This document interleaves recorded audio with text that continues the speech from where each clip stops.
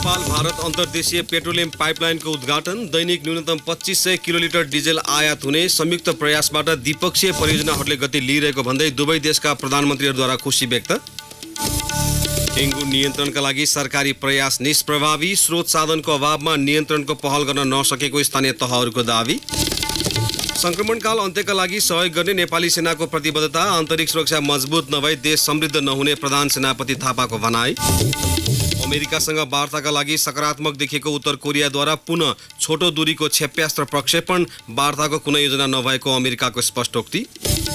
र विश्वकप फुटबलको दोस्रो चरणको छनौट अन्तर्गत आफ्नो दोस्रो खेलमा चाइनिज ताइपे विरुद्ध नेपाललाई 2-0 को अग्रता। अन्डर 19 एसिया कप क्रिकेटमा नेपालको सान्तोना जित।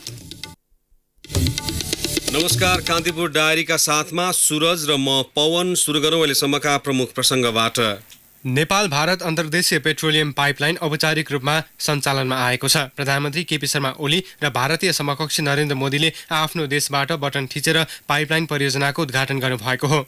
भारतका प्रधानमन्त्री मोदीले दिल्लीबाट स्विच थिचेपछि बरौनीमा नेपाल आउने तेलको पाइपलाइन अन भएको थियो। प्रधानमन्त्री ओलीले सिंहदरबारबाट रिसिभ स्विच थिचेपछि अमलेखगञ्जमा तेल आयात सुरु भएको हो। प्रधानमन्त्री तथा मन्त्री परिषदको कार्यालय सिंहदरबार, भारतीय प्रधानमन्त्रीको कार्यालय नेपाल आयल निगमको अमलेखगञ्ज डिपो तथा भारतीय आयल निगमको मोतिहारी डिपो लगायतको कार्यालय भिडियो कन्फरेन्स मार्फत प्रत्यक्ष जोडिएका थिए। सो क्रममा प्रधानमन्त्री ओलीले तोकिएको समयभन्दा अगावै परियोजना सम्पन्न हुनु सुखद भएको भन्दै यसले समय लागत र वायु प्रदूषण समेत कम गर्न मद्दत पुग्ने विश्वास व्यक्त गर्नुभयो। नेपाल र भारत बीचको पहिलो पाइपलाइन परियोजना सफल भएसँगै अन्य स्थानमा पनि यो किसिमका परियोजना अघि बढाउन प्रेरणा मिलेको उहाँको भनाइ थियो।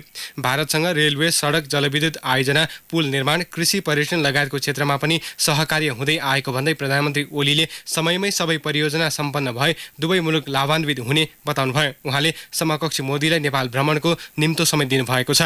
भारतीय प्रधानमन्त्री मोदीले संयुक्त प्रयासबाट द्विपक्षीय परियोजनाहरूले गति लिइरहेको भन्दै खुसी व्यक्त गर्नुभयो। नेपालको प्राथमिकता अनुसार विकासमा सहयोग गर्न भारत प्रतिबद्ध रहेको भन्दै उहाँले पछिल्लो समय नेपाल र भारतबीच उच्च राजनीतिक तहमा बढेको संवाद र भेटघाटलाई पनि उपलब्धिका रूपमा अर्थ्याउनुभयो। माइक्रो ब्लगिङ साइट ट्विटरमा मोदीले लेख्नु भएको छ, विकासका लागि हाम्रो साझेदारीलाई घनीभूत बनाउन र नयाँ क्षेत्रमा सहयोगहरूको विस्तार गर्दै नयाँ अवसरहरूको लाभ उठाउन हामीहरू सफल भएका छौँ। हाम्रो संयुक्त प्रयासको उद्देश्य भनेकै हाम्रा जनताहरूको लाभ पाउन् र उनीहरूको विकास होस् भन्ने हो। पाइपलाइन सञ्चालनमा आएसँगै पेट्रोलियम धुवानीको झन्झट धेरै हदसम्म कम हुनेछ। पाइपलाइन 24 घण्टासम्म सञ्चालन हुनेछ।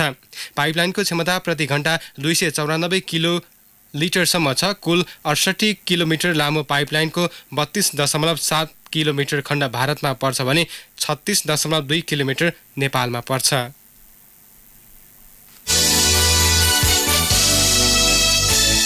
नेपाल आयल निगमले पेट्रोलियम पदार्थको मूल्य घटाएको छ। निगमले मध्याह्न 12:15 बजेदेखि लागू हुने गरी डिजेल, मट्टितेल र पेट्रोलमा प्रति लिटर 2 रुपियाँ घटाएको हो।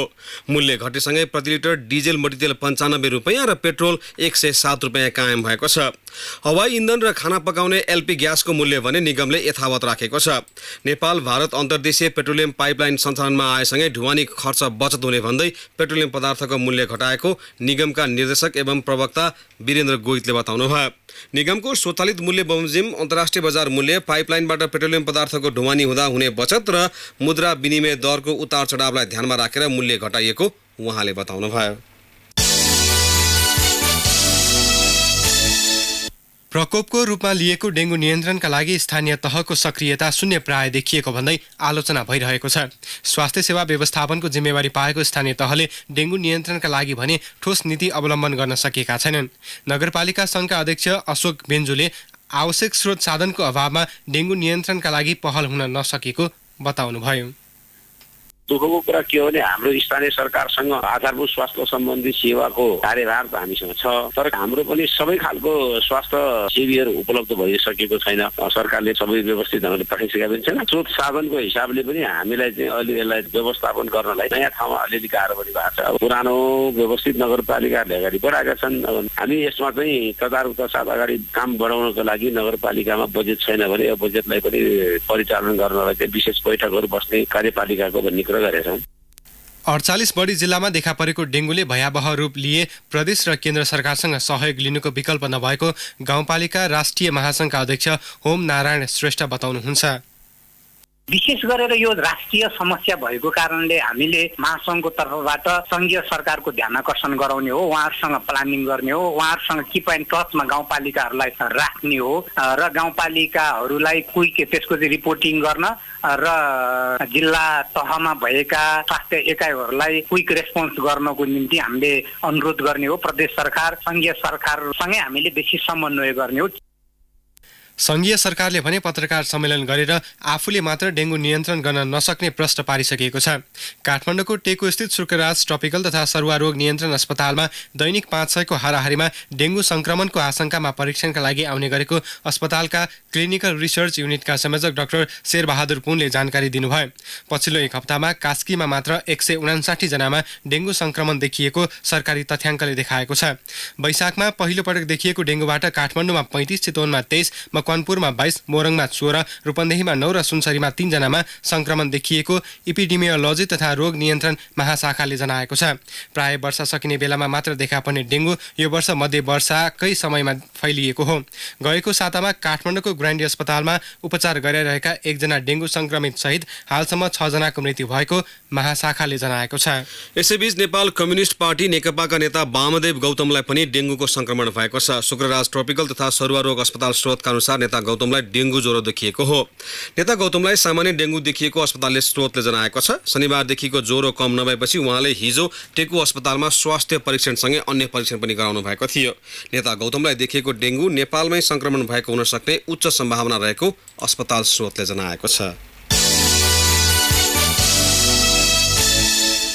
प्रधान सेनापति पूर्णचन्द्र थापाले संक्रमणकाल अन्त्य गर्न नेपाली सेना बाधक नहुने बताउनु भएको छ।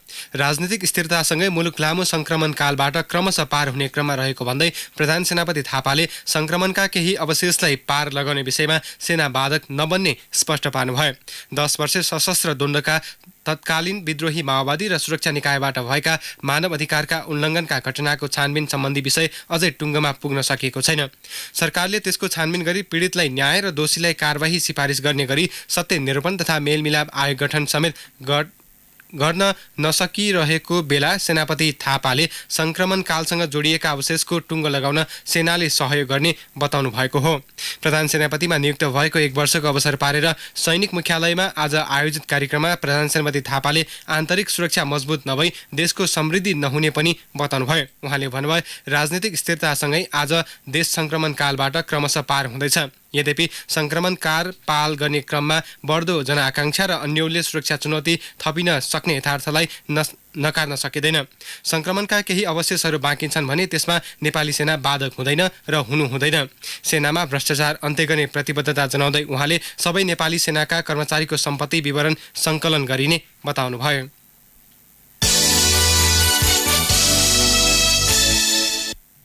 नेपाली कांग्रेसको दोस्रो चरणको जागरण अभियान सुरु भएको छ। हिमाल पहाड तराई मधेस राष्ट्रिय जागरण अभियान कांग्रेसले मुलुकभर एकसाथ सुरु गरेको हो।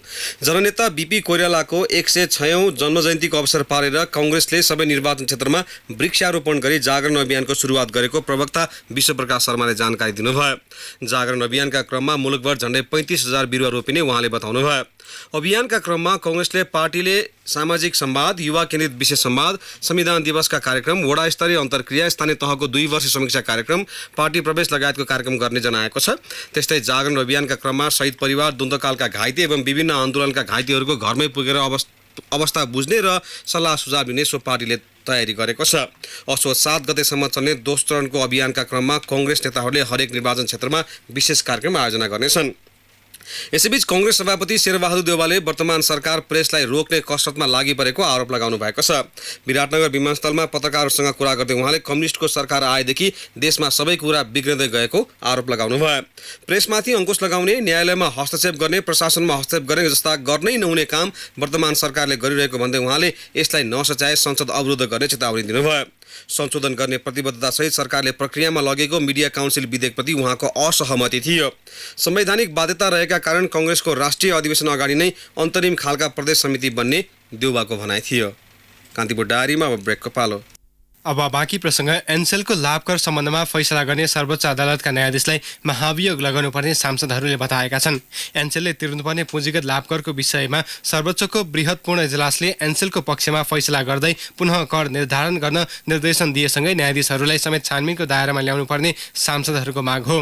प्रतिनिधि सभाको आजको बैठकको विशेष समयमा कङ्ग्रेसकी सांसद पार्वता दिसी चौधरीले सर्वोच्चको सो फैसला राष्ट्रघाती भएकाले न्यायाधीश विरुद्ध छानबिन नभई महाभियोग नै लगाउनुपर्ने बताउनुभयो।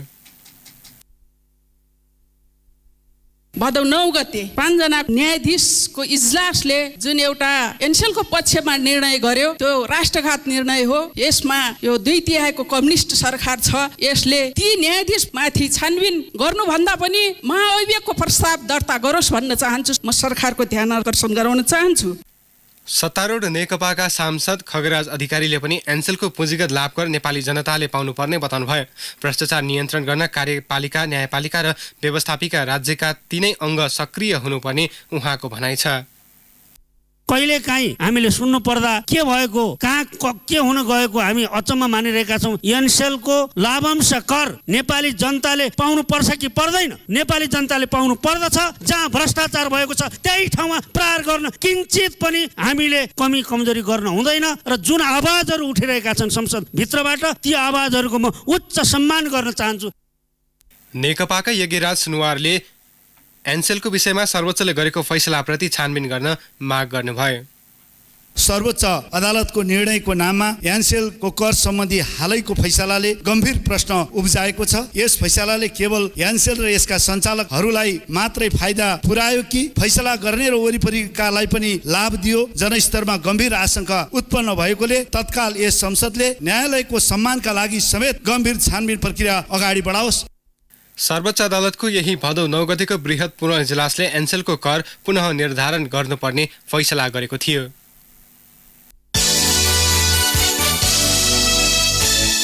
शिक्षा मन्त्री गिरिराजमणि पोखरेलले नेपालको शिक्षालाई संविधान अनुकूल बनाउन शिक्षा सम्बन्धी केही नेपाल ऐनलाई संशोधन गर्ने विधेयक ल्याएको बताउनु भएको छ। प्रतिनिधि सभाको आजको बैठकमा सो विधेयकमाथिको सैद्धान्तिक छलफलका क्रममा उठेका प्रश्नको जवाफ दिँदै मन्त्री पोखरेलले शिक्षा सम्बन्धी ऐनलाई संविधान अनुकूल बनाउन विधेयक ल्याएको बताउनुभयो। 63 अगाडिका विश्वविद्यालयको ऐन र 63 पछि बनेका विश्वविद्यालयका ऐनहरूमा पनि कतिपय न्यूनतम कुराहरूमा पनि फरक भएको कारणले गर्दाखेरि केही मिलाउन खोजिएको छ। यी मिलाइएका कुराहरूमा पनि कहीँ कमीहरू छन् भने हामी छलफल गर्न सक्छौँ। मलाई चाहिँ विश्वविद्यालयहरूको प्राज्ञिक स्वायत्ततालाई असर पार्ने ढङ्गले कुनै ल्याइएको अनुभूति हुँदैन। उच्च शिक्षामा छात्रवृत्ति दिने तथा विभिन्न विश्वविद्यालयका ऐनलाई समयानुकूल बनाउन लागि मन्त्री पोखरेलले बताउनुभयो। शिक्षासँग सम्बन्धित सबै विषय समेटिएको छाता संगठन ल्याउन पनि सरकारले तयारी गरिरहेको उहाँको भनाइ थियो। सैद्धान्तिक छलफलका क्रममा सांसदले भने विभिन्न ऐनलाई संशोधन गर्नुभन्दा सबै विश्वविद्यालय समेट्ने गरी एउटै छाता ऐन बनाउनु पर्ने बताएका थिए। राष्ट्रिय सभाबाट आएको शिक्षा सम्बन्धी केही नेपाल ऐनलाई संशोधन गर्न बनेको सो विधेयक प्रतिनिधि सभाबाट सर्वसम्मतिले स्वीकृत भएको छ।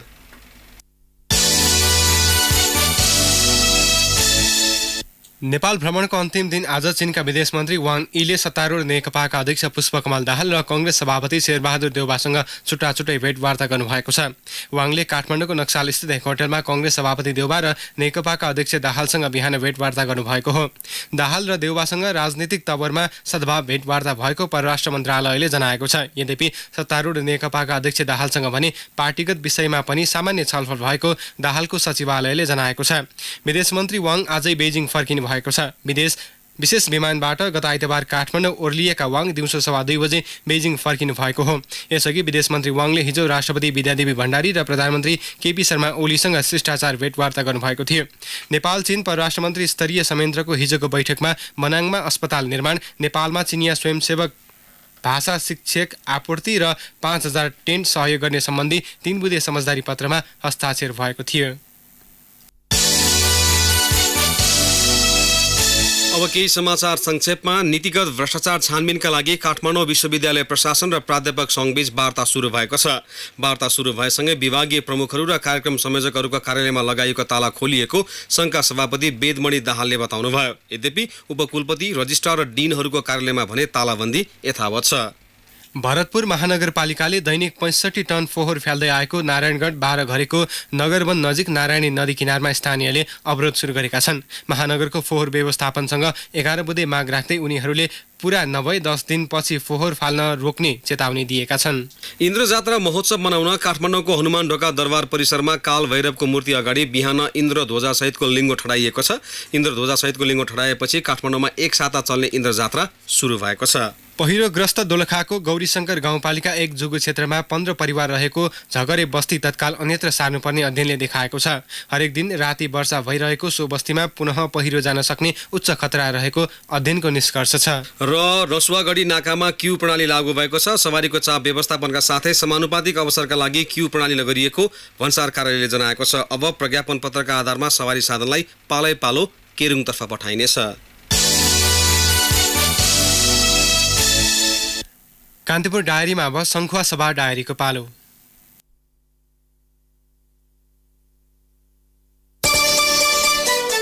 सङ्खुवा सभा डायरीमा दिपेन्द्र साक्यको नमस्कार। चीन सरकारले खाँदबारी नगरपालिकालाई उपलब्ध गराएको एम्बुलेन्स कार्यविधि नभन्दा सञ्चालन भएको छैन। एम्बुलेन्स 1 वर्ष अघि नै चीन सरकारले उपलब्ध गराएको थियो। बिरामीलाई सेवा दिन ल्याइएको एम्बुलेन्स चलाउँदै नचलाई बिग्रिने अवस्थामा पुगेको छ भने नगरपालिकाले विभिन्न कारण देखाउँदै एम्बुलेन्स सेवा दिन आनाकानी गरेको छ। मकालु गाउँपालिका 1 मा निर्माणाधीन इप्सुवा खोला हाइड्रो पावरमा मुआवजा विवाद देखिएको छ। 97.2 मेगावाटको हाइड्रो पावर केएनभीआर इप्सुवा खोला हाइड्रो पावर विराटनगर र बिग ओल्ड हाइड्रो पावरले संयुक्त रूपमा निर्माण गरिरहेका छन्। उचित मुआवजा नपाएको विषयमा स्थानीयले विरोध गरेका हुन्। आयोजनाले स्थानीयलाई बारीको प्रतिरोपनी 2 लाख र पाखो बारीको प्रतिरोपनी 1,50,000 का दरले मुआवजा दिएको थियो। मकालु गाउँपालिकामा निर्माणाधीन बहुचर्चित 900 मेगावाटको अरुण तेस्रो जलविद्युत परियोजनाको काम 22% सकिएको छ। राष्ट्रिय गौरवको रूपमा रहेको सो परियोजनाको काम तीव्र गतिमा भइरहेको छ। परियोजनाको ड्याम स्थल मकालु गाउँपालिका 5 फ्याक्सिन्दा र विद्युत उत्पादन हुने पावर हाउस स्थल चिचेला गाउँपालिका 2 पुखुवामा निर्माणको काम 24 घण्टा समय तालिका बनाएर जनशक्ति काममा खटिरहेको परियोजनाले जनाएको छ। परियोजनामा करिब 2000 भारतीय र नेपाली कामदार कार्यरत छन्। खाँदबारी नगरपालिकाले 43 सामुदायिक विद्यालयलाई सेनिटरी प्याड वितरण गरेको छ। नगरपालिकाले विद्यार्थीलाई सेनिटरी प्याड सहितका प्राथमिक उपचार किट बक्स वितरण गरेको शिक्षा शाखा प्रमुख दीपक मणि घिमिरेले जानकारी दिनुभयो। बक्समा सेनिटरी प्याड, सिटामोल, आँखामा लगाउने मलम, बान्ता रोकिने औषधि लगायत छन्। नगरपालिकाले खरिद गरेको एउटा प्राथमिक उपचार बक्सको मूल्य 10,000 बराबरको छ। हवस् त सङ्खुवा सभा डायरी आजलाई यति नै। दिपेन्द्र साक्की बिदा माग्छु। नमस्कार। सङ्खुवा सभा डायरीपछि कान्तिपुर डायरीमा पुनः ब्रेकको पालो। अब आर्थिक प्रसङ्ग। ब्याङ्कहरूको सूचना प्रविधि प्रणालीमा अन्तर्निहित आन्तरिक एवं बाह्य सुरक्षाको जोखिम न्यूनीकरण तथा व्यवस्थापनका लागि भन्दै नेपाल राष्ट्र ब्याङ्कले 3 बुँदे निर्देशन जारी गरेको छ। चिनियाहरूले एटिएमबाट पैसा लुटेपछि सचेत देखिएको केन्द्रीय ब्याङ्कले विभिन्न माध्यमबाट अनधिकृत पहुँच बनाई सूचना चुहावट र आर्थिक चोरीको जोखिम रोक्न perimeter defence, access control, encryption, antivirus, firewall जस्ता प्राविधिक क्षमता सुदृढ गर्न निर्देशन दिएको छ। आफ्नो वेबसाइट, मोबाइल एप, सामाजिक सञ्जाल, वालवेयर भाइरस, ऱ्यान्समवेयर जस्ता जोखिम नियन्त्रणका लागि सचेत हुन सुझाव दिएको छ। सूचना आदान प्रदान गर्दा भुक्तानी आदेश एवं सेवा प्रवाह गर्दा अवलम्बन गरिएका प्रणालीको सत्यता जाँच गरेर मात्र व्यवस्था मिलाउन पनि ब्याङ्कले निर्देशन दिएको छ। धितोपत्र बजारमा आज सामान्य अङ्कले गिरावट आएको छ। बजार परिसूचक नेप्से आज 2.24 अङ्कले घटेर 1166.67 बिन्दुमा पुगेको छ। नेप्सेमा गिरावट आएसँगै कारोबार रकममा पनि हिजोको तुलनामा 6 करोड रुपैयाँले घटेको छ। होटल, विकास बैंक, निर्जीवन बीमा, म्युचुअल फन्ड कम्पनी समूह बाहेक बाँकी सबै कम्पनी समूहको विसूचकमा गिरावट आएको छ। नेप्सेमा आज कुल 172 कम्पनीका 6,631 कारोबारबाट 9,92,122 किता सेयर किनबेच भए, जस अन्तर्गत 23 करोड 79 लाख रुपैयाँ बराबरको कारोबार भएको नेपाल स्टक एक्सचेन्जले जनाएको छ।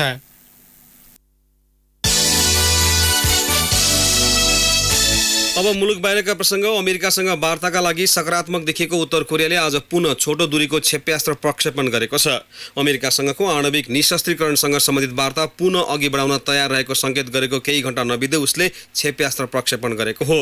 उत्तर कोरियाका विदेश मन्त्री चो सो हुईले आज मात्र विज्ञप्ति जारी गरी यही महिनाको अन्त्यतिर अमेरिकासँग बृहत छलफल गर्ने उल्लेख गर्नुभएको थियो। तर अमेरिका नयाँ अवधारणा र दृष्टिकोणका साथ वार्तामा प्रस्तुत हुनुपर्ने उहाँको भनाइ थियो। अमेरिकी विदेश मन्त्रालयले भने वार्ताको कुनै योजना नभएको जनाएको छ। दुई मुलुकका प्रमुख बीच यसअघि 2 पटक भेटवार्ता भए पनि ठोस सहमति भने हुन सकेको थिएन। अब खेल प्रसङ्ग। विश्वकप फुटबलको दोस्रो चरणको छनौटमा नेपालले पहिलो जित हात पारेको छ। चाइनिज ताइपेईलाई 2-0ले पराजित गर्दै नेपालले 3 अङ्क जोडेको छ। ताइपेईको घरेलु मैदानमा 41औं स्थानमाथि रहेको ताइपेईलाई नेपालले अधिकांश समय दबावमा राखेको थियो। खेलको दोस्रो मिनेटमा नै गोल गर्दै अञ्जन विष्टले नेपाललाई अग्रता दिलाएका हुन्। 62औं मिनेटमा अञ्जनले नै व्यक्तिगत दोस्रो गोल गरेपछि नेपाल 2-0 को अग्रता बनाउन सफल भएको थियो। ताइपेईले गोलका केही अवसर बनाए पनि करिब आधा दर्जन प्रहार भने किपर किरण चेम्जोङले विफल पारिदिएका थिए। ताइपेईको भने लगातार यो दोस्रो हार हो। पहिलो खेलमा नेपाल कुवेतसँग र चाइनिज ताइपेई जोर्डनसँग पराजित भएका थिए। श्रीलङ्कामा जारी अन्डर-19 एसिया कप क्रिकेटमा नेपालले सान्तोना जित हात पारेको छ। लिग चरणबाट बाहिरको नेपालले आज युएईलाई 160 रनले पराजित गर्दै सान्तोना जित हात पारेको हो। प्रतियोगितामा नेपालले 2 अङ्क जोड्न सक्यो भने युएई अङ्कविहीन रह्यो। दुवै लिग चरणबाट बाहिरका टोली हुन्। 286 रनको लक्ष्य पछ्याएको युएई 34 ओभर 4 बलमा 125 रनमा अल आउट भयो। 7 ओभर बोलिङ गरेका सागर ढकालले 2 मेडन राख्दै 20 रन खर्चेर 3 विकेट लिए। रसिद खान, पवन सराफ र सूर्य तामाङले 2-2 विकेट लिए भने कमल सिंह ऐरीको नाममा 1 विकेट रह्यो। यसअघि पहिले ब्याटिङ गरेको नेपालले निर्धारित ओभरमा 9 विकेट गुमाएर 285 रनको योगफल तयार पारेको थियो। क्याप्टेन रोहित पौडेलले 67, सन्दीप जोराले 48, आसिफ शेखले 45, रसिद खानले 44 र कमल सिंह ऐरीले 41 रन बनाएपछि नेपाल उच्च योगफल बनाउन सफल भएको हो।